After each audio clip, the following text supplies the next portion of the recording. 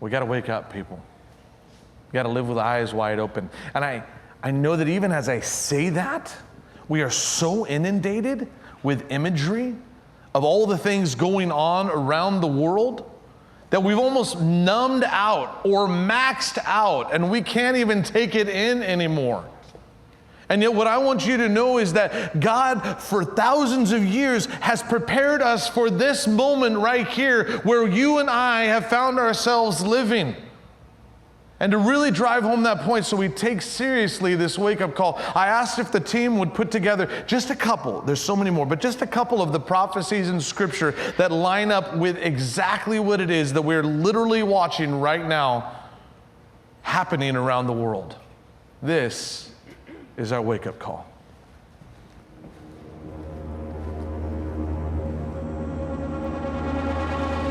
And you will hear of wars and rumors of wars. See that you are not alarmed, for this must take place, but the end is not yet. For nation will rise against nation, and kingdom against kingdom, and there will be famines and earthquakes in various places. Several people are dead and more than 100 injured after a powerful earthquake hit the Philippines today. 18 fissures splitting open in residential neighborhoods. Gas so toxic, it's killing trees and grasses. All these are but the beginning of the birth pains, and because lawlessness will be increased, the love of many will grow cold. Tonight, police are investigating multiple deadly shootings, allegedly targeting members of the LGBTQ community. According to a new report, the last decade was the Earth's warmest on record. 2019, the second hottest year ever.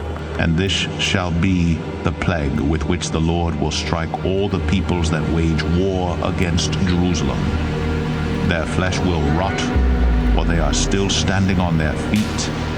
Their eyes will rot in their sockets, and their tongues will rot in their mouths.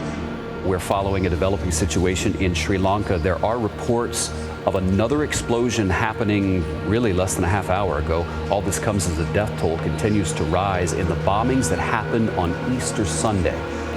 It was supposed to be a day of celebrations, but again, Egyptians woke up to the tragic news of the bomb attack. Now to growing concerns about the deadly coronavirus officially hitting the U.S. Here's what we know. A Washington state resident fell ill after returning from Wuhan, China, where the outbreak began. Officials now say more than 400 people have been sickened and 9 people have died. Just as it was in the days of Noah, so will it be in the days of the Son of Man. They were eating and drinking and marrying and being given in marriage until the day when Noah entered the ark, and the flood came and destroyed them all. Likewise, just as it was in the days of Lot, they were eating and drinking, buying and selling, planting and building. But on the day when Lot went out from Sodom, fire and sulfur rained from heaven and destroyed them all. So will it be on the day when the Son of Man is revealed.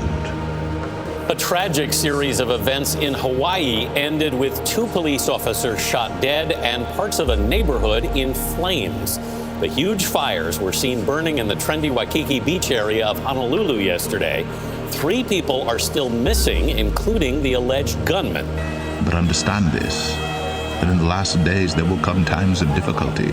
For people will be lovers of self, lovers of money, proud, arrogant, abusive, disobedient to their parents, ungrateful, unholy, heartless, unappeasable, slanderous, without self-control, brutal, not loving good, treacherous, reckless, swollen with conceit, lovers of pleasure rather than lovers of God, having the appearance of godliness, but denying its power.